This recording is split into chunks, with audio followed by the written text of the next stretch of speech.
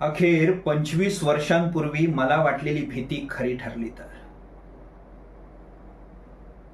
केवळ दयेने दृष्टता, कारुण्याने क्रोध, अहिंसेने हत्या आणि शास्त्राने शस्त्र सदोदित विषीभूत होत नाहीत, जिंकता येत नाहीत, नष्ट करता येत नाहीत.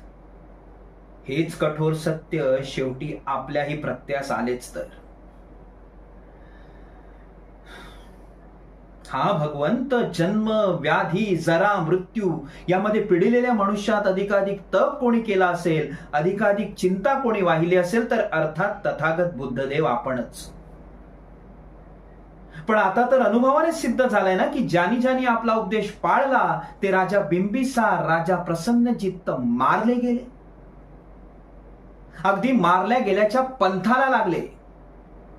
पण ज्यानी ज्यानी आपला उपदेश नाकारून, ज्यानी शास्त्राला शस्त्र म्हणून पूजले ते दृष्ट भरभराटले.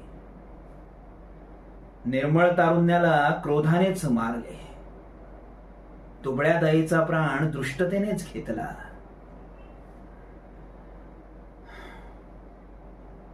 काय म्हणत?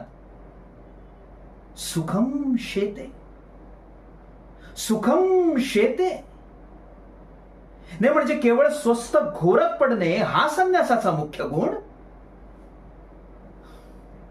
अहो मग तथागत आपण निर्वाणपणे केवळ झोपा काढायचा होता, देहत्याग करायचा होता.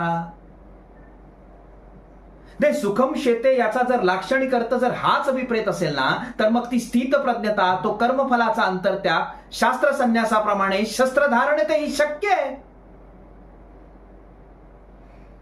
ज्या राष्ट्राच्या अन्नावर हा संन्यासाचा पिंड इथे प्रतिदिन पोचला जातोय त्यावर एक अत्यंत उदंड, प्रत्यक्ष आपल्या बापासही मारून मागे न पाहणारा असा एक अपराधी, जो सहस्त्रावधी सैन्यानिशी चालून आला असता, जो संन्यासी आपलं खडग सावरण्याऐवजी आपलं पांघरून सावरतो, तिकडे असंख्य बायका मुलांना भोसकलं जात असताना त्यांच्या आर्त किंकाळ्या कानी पडू नये म्हणून आपल्या कानात अनर्थ निरर्थक असे अहिंसेचे बोळे घालून सुखम शेते म्हणून स्वस्थ घोरत पडतो, अशा संन्यासाचा शतवार धिक्कारच असो.